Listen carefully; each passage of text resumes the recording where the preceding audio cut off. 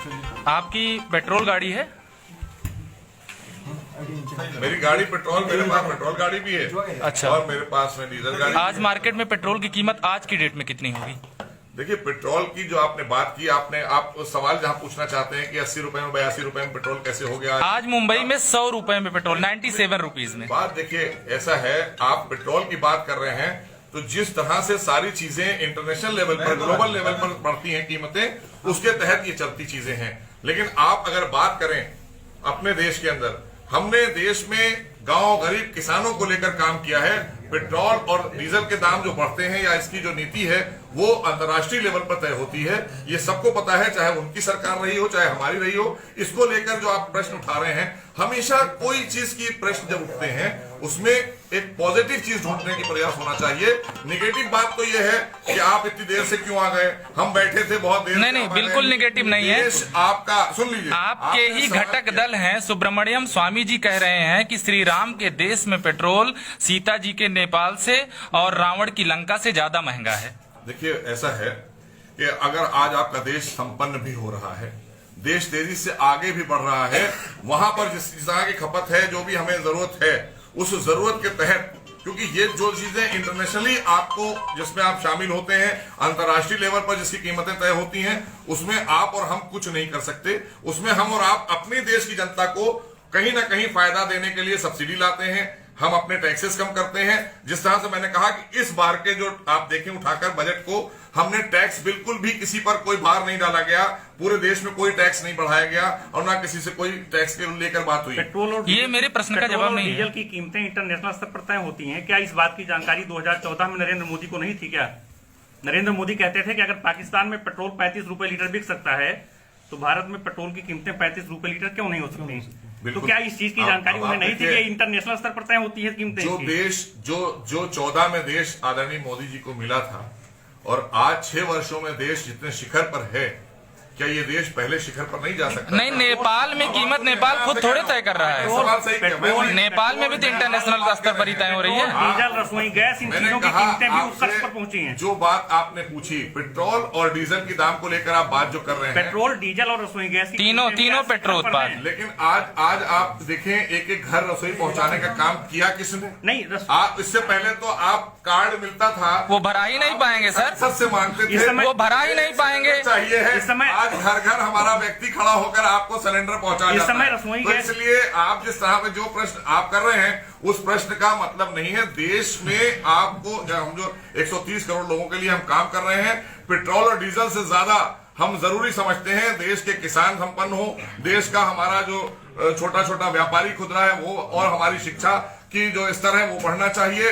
देश में विकास तेजी से हो रहा है या नहीं हो रहा है, आप बता दीजिए। इस समय रसोई गैस की कीमतें कितनी पता है आपको? सॉरी, रसोई गैस सिलेंडर, एक सिलेंडर कितने का है? ये उतार चढ़ाव इनमें अप्स एंड डाउन्स रहेगा, हमेशा रहा है। इनको लेकर आप कभी ये मत करिए कि हमारी सरकार में बढ़ गया और पिछली सरकार में नहीं था। सब्सिडी लोगों को, ये जो बात आपने लोगों के खाते में सब्सिडी कितनी जा रही है, इसके अलावा आप आइए, इसके अलावा आप आइए, ये वो चीजें हैं जो हमेशा रहेंगी।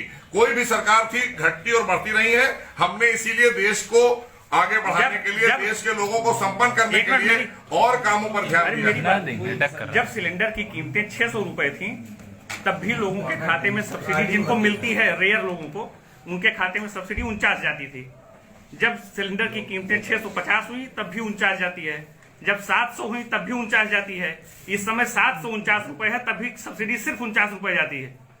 देखिए, 2014 में सिलेंडर की कीमतें 420 रुपए थी और आज की डेट में सिलेंडर की कीमतें 700 रुपए हैं। जो लोगों की जेब से जाता है वो 700 रुपए जाता है। यही 750 सब्सिडी मिलती है जिसको मिलती है। आपने जो प्रश्न उठाया है, हमारा सरकार का ईमानदार प्रयास और मोदी जी का कि हम गांव गरीब किसान नौजवान के लिए काम करने वाली सरकार लेकर आए। डीजल भी गरीब लेता है सर, और इनको डीजल किसान लेता है सर, और किसानों को लेकर जो फायदे, जिस तरह से हम बिजली पर लेकर आए, हमने बिजली पर सब्सिडी दी है, तमाम हमने किसानों को डीजल और पेट्रोल पर सब्सिडी दी है। डीजल की कीमतें ऐसी होती हैं, पेट्रोल की चलिए मान लीजिए ठीक है, बहुत बड़े लोग भराते हैं पेट्रोल। डीजल की कीमतों से तो देश में महंगाई पर अंकुश लगता है, महंगाई में वृद्धि होती है। डीजल की कीमतें आज की डेट में अमेठी में 79 रुपए कुछ पैसे हैं।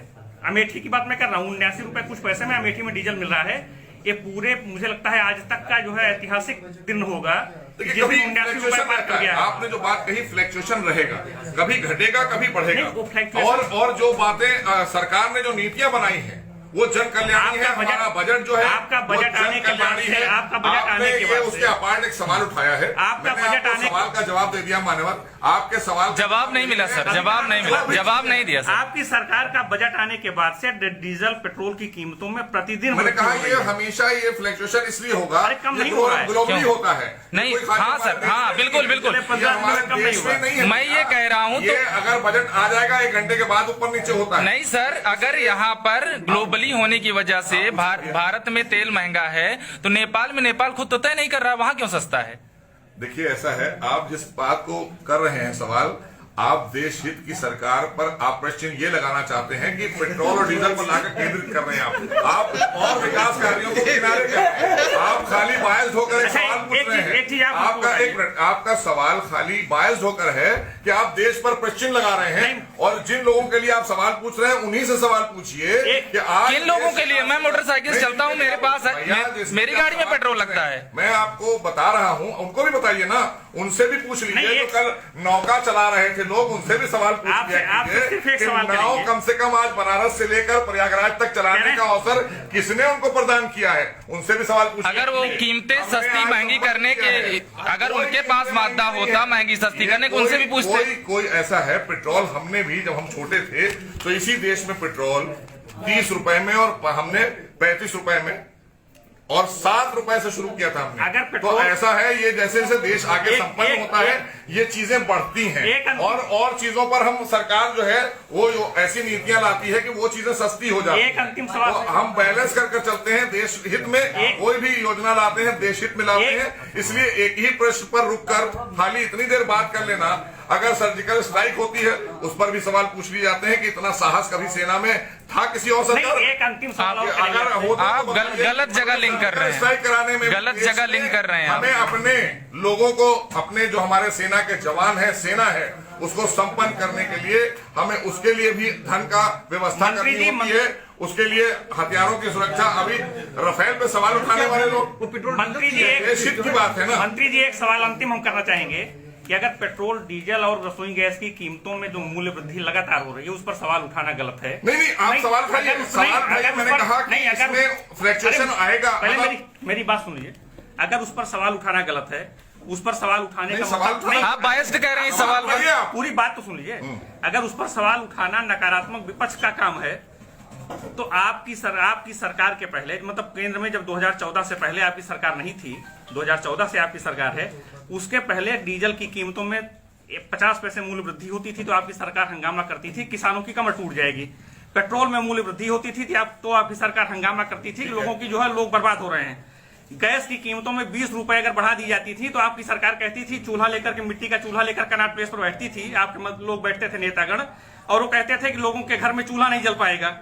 आज अगर उस 420 रुपए के सिलेंडर की कीमत 750 रुपए हो गई है तो सवाल उठाना गलत हो गया। नहीं, गलत नहीं, सवाल उठाइए। आपने सकारात्मक सवाल उठाइए। ये सकारात्मक नहीं है। आपने विपक्ष की बात इसका कर रहा हूं, मतलब मैं आपकी आपका- बात नहीं कर रहा हूं, मैं विपक्ष की बात इसका कर रहा हूं। मतलब आपका वो- विपक्ष को चाहिए है कि सकारात्मक, क्योंकि विपक्ष का भी जिम्मेदारी होती है कि जनता के हितों के मुद्दे उठाना इसका है, मतलब उस समय- जनता के अहित और मजाक बनाने के लिए नहीं उठाना है। अगर उन कोई चीजों भी की- इशू, कोई नहीं। सब्जेक्ट उठाना है तो जनता के हित का उठाएगा। ये हित का है बस, जनता- ये तो हित का है ना। मैंने आपको बताया कि एक चीज पर केंद्रित करना, 80 करोड़ लोगों को मुफ्त में राशन देना कोरोना काल में, ये बताए विपक्ष कब उसने दिया और कब आपदा में उन्होंने, आपदा में भी अगर उनकी सरकारें थी तो उन्होंने लूटने का काम किया, चाहे उत्तराखंड हो और चाहे उत्तर प्रदेश हो, हर जगह बाढ़, तो उन्होंने गरीबों के मुंह से माला छीन लिया। आज आदरणीय मोदी जी की सरकार में गरीब को खाना मिल रहा है, गरीब संपन्न हो रहा है, विकास की तरफ देश बढ़ रहा है। आज आप अच्छी तरह से जानते हैं, मैं ये कह रहा हूं कि कि आपके पास में कोई भी एक वो नहीं था, तो आपने भी तय किया कि हम एक ऐसा वो लाएंगे, ये आप भी जानते हैं। मैं कह रहा हूं कि ये यहाँ आपकी बात पेट्रोल और विपक्षी डीजल, नेताओं से नहीं हो ये रही है। 5 पैसे, 10 पैसे, यहाँ- 15 पैसे, अरे मेरी बात कभी बढ़ जाता है, यहाँ नहीं घट देंगे। जाता है। यहाँ आप इसलिए इसको यहाँ जो आपकी है, बात विपक्षी सर, नेता से आज नहीं की हो रही तारीख है। में इसकी पॉलिसी बदल चुकी है, पहले और आज में बहुत अंतर है। आज किसी को परेशानी नहीं है, लेकिन विपक्ष के पास कोई मुद्दा नहीं है। यहाँ विपक्ष नहीं बैठा है मंत्री जी, यहाँ मीडिया के लोग बैठे हैं और मीडिया के लोग आपसे सवाल किया, मैंने जवाब दे दिया। विपक्ष से भी पूछिए, मैं कह रहा हूँ विपक्ष से पूछिए कि विपक्ष के पास आज कोई मुद्दा क्यों नहीं है। उनसे क्यों पूछे ये सवाल, उनसे क्यों पूछे? विपक्ष एक इशू ला के दिखा, आज सवाल आपसे एक इशू, एक लाइन में सर कंक्लूड कर दीजिए कि पेट्रोल की बेतहाशा बढ़ती कीमतों की वजह क्या मानते हैं? एक लाइन में कंक्लूड कर दीजिए। है इंटरनेशनल लेवल से बढ़ती हैं इसकी कीमतें, हम नहीं तय करते हैं। भारत सरकार को तय करना हो तो हम कल तय कर देंगे, हम सब्सिडी देते हैं, हम इसमें कमी लाते हैं, हम अपने अपने राज्यों को बोलते हैं, हमारे राज्य अपने हिसाब से उस पर निर्धारित करते हैं, लेकिन ये इंटरनेशनल तय करता है। 2014 के पहले ग्लोबली नहीं थी, ये अंतर्राष्ट्रीय लेवल पर तय होती है इसकी कीमतें, उसमें घंटा बढ़ता है अंतर्राष्ट्रीय लेवल। तो 2014 के पहले भी स्थिति यही थी। अच्छा, नहीं थी तब इनके हाथ में था, अब पॉलिसी बदली हुई है, आपने उस पर इंटरनेशनल हाथ में दे दिया, तब में बहुत अंतर है। चलिए, अब ये चाहते तो देश को नहीं, जब आपके हाथ में आया चाहते तो देश को नहीं लूटते, चलिए, इन्होंने लूटने का काम किया देश को। इसका मतलब जब आपके हाथ में आया कि आप उसकी कीमतों को नियंत्रित कर सकते थे, तो आपने उसको जहां पर ग्लोबली कर दिया, जो हमारे हाथ में होती रहे। है, जो सरकार के हाथ में है, उसमें नियंत्रण किया जा रहा है। जनता, आप देश की जनता का परसेप्शन लीजिए तो समझ में आ जाएगा। सवाल नहीं, देश की जनता ही कह रही है कि आदरणीय मोदी जी के नेतृत्व में हर तरह से हम संतुष्ट हैं और अच्छी सरकार चल रही है। ये बात विपक्ष खूब जानता है, इसलिए विपक्ष अब नाव चला रहा है। हाँ सर, चलिए छोड़िए, एक नया उस पर आप डक कर रहे हैं लगातार।